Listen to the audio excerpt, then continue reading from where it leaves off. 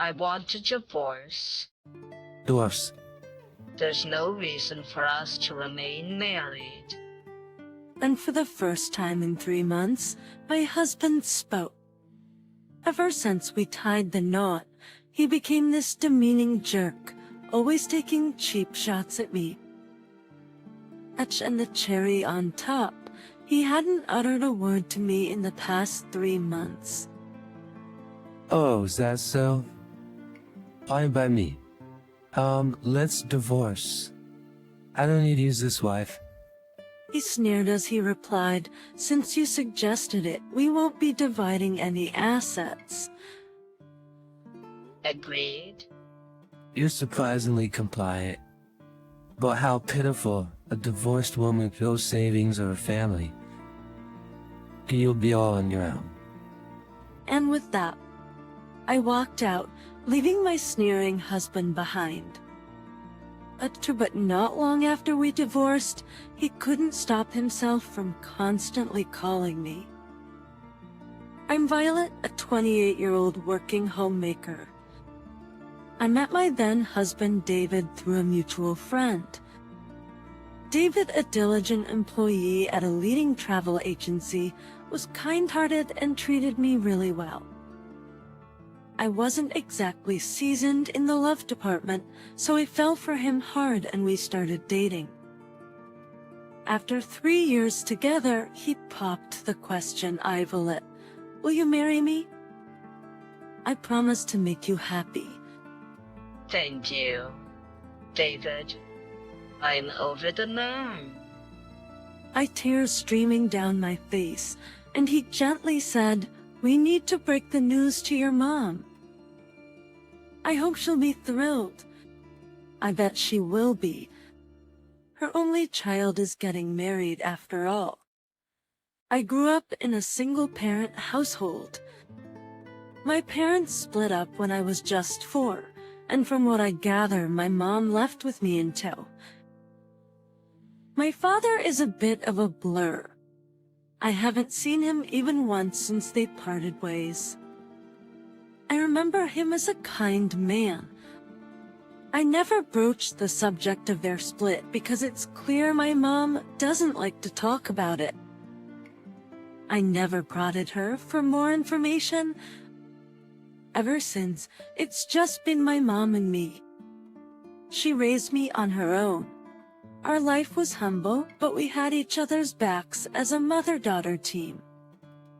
My bond with my mom is rock solid. When I told her about my upcoming marriage, she was ecstatic, practically doing a happy dance. Violet, please be happy. And David, promise you'll look after Violet. She implored, her eyes welling up with tears. Absolutely. Seeing this, I was overwhelmed with joy. I was sure that I could create a happy family with him. But not long after our life started as a married couple, he and I began to butt heads. The bone of contention, my choice to keep working. Initially, I agreed, but when I shared this at work, my colleagues convinced me to stay. Enjoying my work and finding it fulfilling, I impulsively decided I'll keep working. That's as you'd promised to quit. By the sudden change of heart. During our discussion, a frustrated David questioned me, catching me off guard. An extra income can only be a good thing, right? Wanted you to focus on the home. If you're working, who's gonna handle chores? Well, I'll do my best to juggle work and home. Please, let me continue working. As I pleaded, he sighed. You can work, but make sure the house doesn't suffer. I won't lift a finger. Okay. It didn't seem like I could ask him to help me with the chores since I was working too. True to his words, he didn't help around the house at all. Maybe he wasn't too thrilled about my decision to be a working wife. Or perhaps it was just his nature, but he began to nitpick my homemaking. One evening over dinner, he dropped this bomb. The food tonight is terrible. I can't stomach this. Really? Did I mess up something? What don't you like? I tasted the dish myself but couldn't find anything amiss. He says in response to my confusion, he scowled and said, "Do I need to spell out every little detail? Are you that dense? What? How come you don't know my tastes even though you're my wife?" I found myself instinctively looking down. Then he got up and made to leave. "Hold on, where are you going?" What does it look like? I'm off to sale. I'm off to the convenience store. He's having this meal. He shrugged off my call and walked out the door. No one had ever spoken to me so harshly before. I was too taken aback to retort. At the time, I dismissed it as him just having an off day. I had no idea this would turn into a pattern that would make my life miserable. His barbs grew sharper, leveraging my guilt about choosing to continue working to belittle me further. There's a hair on the floor. The bathwater's not hot enough. He'd pull me up for the smallest of issues and give me earful. The traits I once considered manly had morphed into outright dominance post-marriage. Deaths and stale. I bore the brunt of his unfair treatment. I wasn't sure if I still loved him, but I held on, not wanting to disappoint my mom, who was over the moon about our marriage. Right then, I got a text from my mom saying, "I need to see you." When I hurried over, I found her, whom I hadn't seen in a while, looking alarmingly frail. "Mom, why have you lost so much weight? What's going on?" I pressed her for answers, and she quietly confided. "Violet, I have cancer. It's already spread, and doctors have given me only 3 months." "Oh, what? Cancer? I can't believe this." I just broke down crying right then and there. Her cancer was advanced, and they had said there was nothing more they could do. Mom, I'm going to stick by you through this. I'll support you. Thank you. Alad, but don't let it disrupt David's life. Even in such a state, she was concerned about him, and I couldn't bring myself to tell her about the unreasonable way he'd been treating me. When I returned home that day, I filled David in on Mom's condition. Mom's going to be moved to a hospice soon.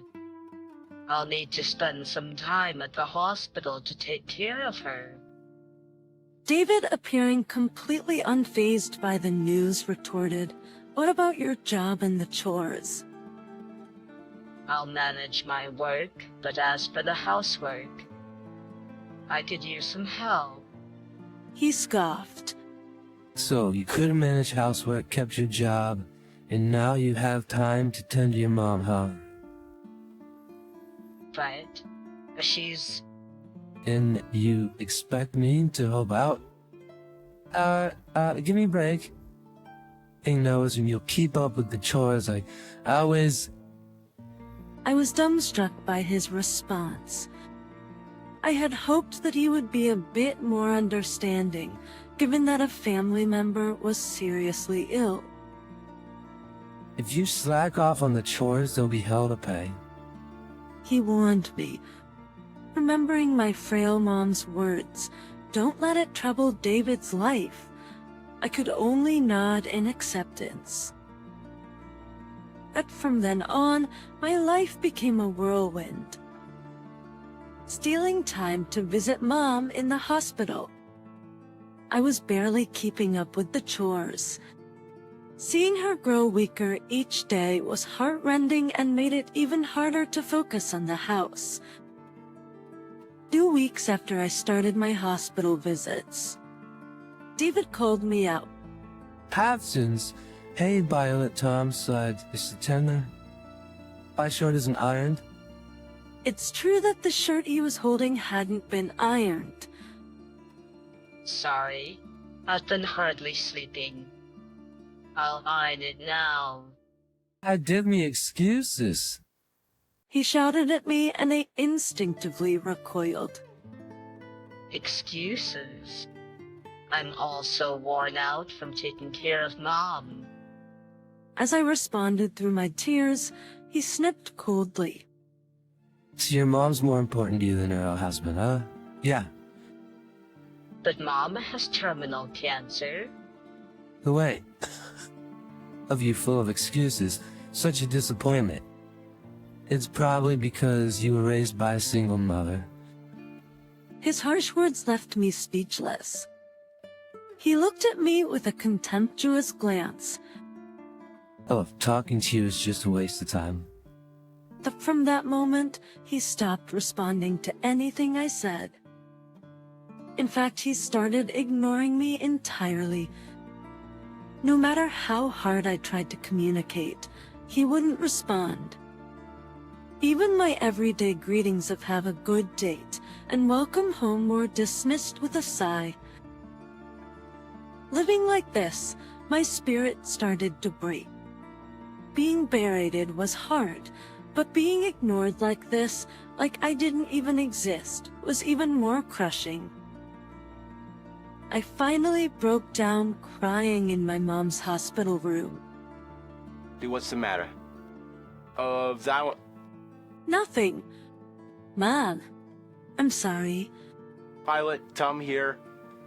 It appeared she sensed something was wrong. She caressed my hair with her frail hand like she used to. Ivy, Violet, this is gonna be tough for you, but you need to hear what I have to say. Band. What she shared next was nothing short of astounding.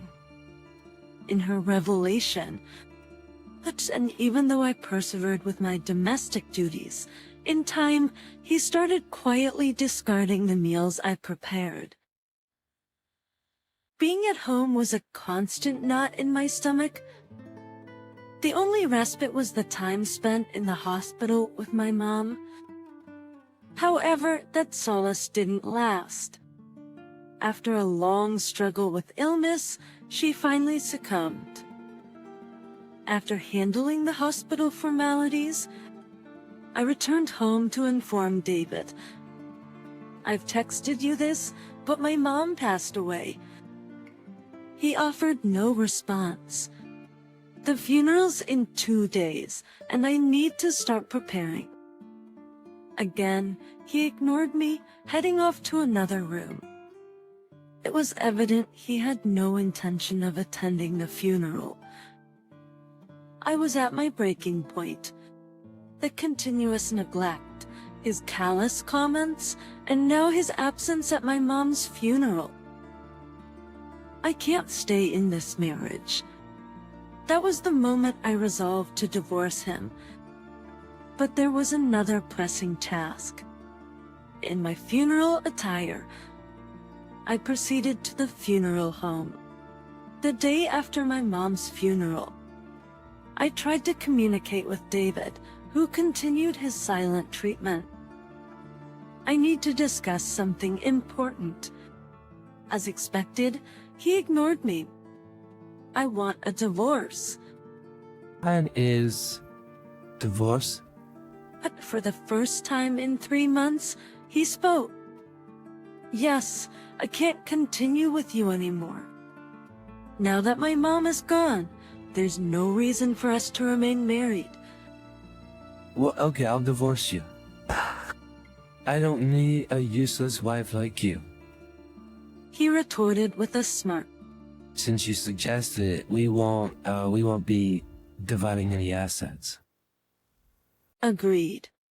You're surprisingly compliant, but how pitiful. You're a divorced woman with no family or savings alone in the world. It'll be amusing to see how you manage. That's not your concern.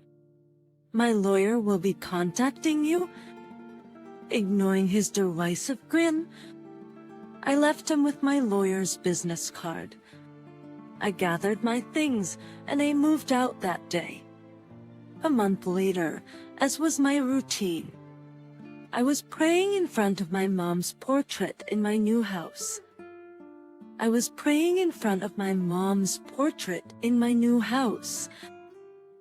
My phone rang out of the blue. Etchener and the name on the display was David's. I ignored it and put the phone aside, but the calls kept coming. It was like a relentless assault. Because of his persistence, I eventually picked up. Hello? Hey, where are you? I need to talk to you. I sighed at his barrage of questions and reluctantly gave him my new address. A few hours later, David showed up at my residence, a mansion in a prime location. He stood at the gate, gaping at the house in disbelief. Why did you keep calling? What do you need? Upon seeing me at the gate, he expressed his surprise. Wait, this is your place? How did you end up in such a mansion? His face showed confusion as he kept shifting his gaze between me and the house. I guided him, still bewildered, into the living room. First things first, explain. How did you manage to get a place like this after I left you without any property? You're wondering about the house. It was a gift from my father post-divorce. He thought I would need somewhere to go post-divorce. Heather, but weren't you raised by a single mother? As to his astonishment, I proceeded to explain. My mom on her deathbed had urged me to connect with my father once she was gone. Turns out my father is a wealthy man who fell in love with my mom, his housemaid, and that's how I came to be. However, his parents had not approved of him. The continuous torment from them sadly led to her falling sick. But to avoid further strife, she vowed to stay out of their affairs and departed from home. My father, in his parents' presence, feigned indifference towards my mom, yet he maintained contact with her and provided financial aid as needed. Upon discovering my marital distress, she shared my father's contact information. I was reunited with my father at my mom's funeral. I've longed to see you for so long. And as he embraced me, weeping, he pledged his support now that both his dissenting parents were no more. And I informed him about the mistreatment from David and expressed my intention to divorce. My father then met my gaze and said, "Let's arrange a home for you as soon as the divorce is finalized." And that's why I live in this house. I'm not entirely alone. I'm still employed. It must be a letdown for you, not witnessing my pitiful state. As I stated this calmly, David clenched his teeth and appeared frustrated. However, he quickly redirected the conversation. Yeah, whatever. But I'm here today to talk about something else. Are you aware of El Dorado Resort, a luxurious lodging establishment that has grown nationwide? Lee, are you aware of El Dorado Resort, a luxurious lodging establishment that has grown nationwide? It's one of my company's primary clients, but they suddenly expressed the desire to terminate her contract. He pointed the finger at me. When I asked for the reason, maintaining that I hadn't made any blunder in my duties, they advised me to ask my ex-wife. You... What does that even mean? At that, I chuckled softly. He still appeared perplexed. What on earth is happening? Do you know the chairman of El Dorado Resort? I think it's Joseph Erickson. That's him right there. I pointed to my father standing there. Why is Chairman Erickson here? He sprang to his feet, astonished, and my father, clearing his throat, replied, "If my daughter decides to invite her ex-husband to the house, wouldn't it be normal for me, her father, to be present?" Unearths. Your father is Chairman Erickson. To David, frozen with realization, my father announced, Now that I am aware of your mistreatment of Violet, I have no intention of continuing business with your company. Take the hit and leave immediately. David began to panic and spun to face me. If I lose the contract with El Dorado Resort, I won't be able to maintain my position in the company. So... Please convince your father to rethink. Let's give us another shot. But make self-serving statements. Who could ever forget the harm you inflicted on me? I have no intention of restarting anything with you. I will never forgive you, you lout. Dogs. He hung his head low, a mix of tears and snot smeared over his face. My father seized him by the scruff of his neck and hurled him out of the house. Later on, David was dismissed from his company, held accountable for his actions. Atrocities he committed against me circulated as a rumor within the company, and it was suggested that he would struggle to secure another job within the same industry. He currently lives in a rundown apartment and spends his days hunting for jobs. It's likely hard for him, given his inflated pride, but I hope he will live reflecting upon his actions.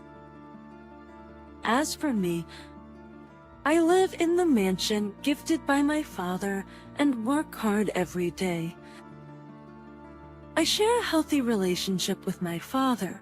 It's a tad irritating how he constantly tries to assist me, but having a family is comforting.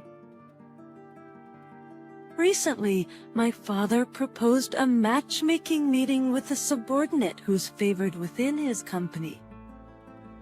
He seemed genuine in his photo, so I intend to meet him soon. Moving forward, I aspire to lead my life positively, appreciating my family,